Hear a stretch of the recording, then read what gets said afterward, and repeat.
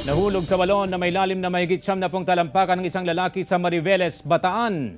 Pagsagip sa biktima nakuha na ng video. Nagkatutok Russell Simorio.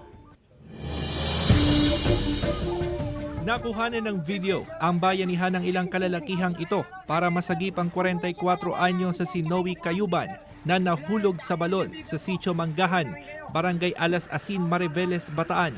Gumamit ng mahabang tali ang mga rescuer para mahila ang biktima mula sa balon na may lalim na mahigit 70 talampakan.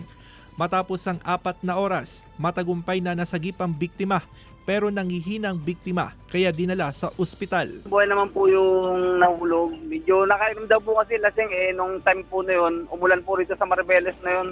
Ayon sa may-ari ng balon, lasing daw ang biktima nang magtungo sa balon para mag-igib ng tubig.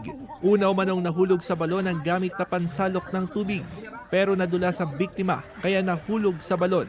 Buti na lang at mababaw ang antas ng tubig sa balon. Sabi ko, naku, huwag ka nakakulumusong. Ay, pumasok po ako sa loob. Pagka ano ko po, nakalusong na siya.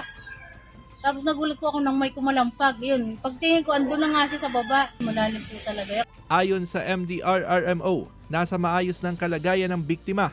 Sinusubukan ng GMA Regional TV 1 North Central Luzon na makuhanan ng pahayag ang biktima.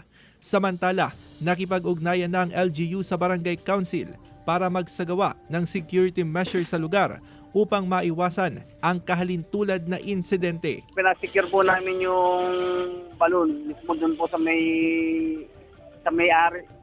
Then yun na po namin siya sa barangay para ma-secure po, para matakpan. Kasama si Wilson C. Russell Simorio, 1 North Central Luzon.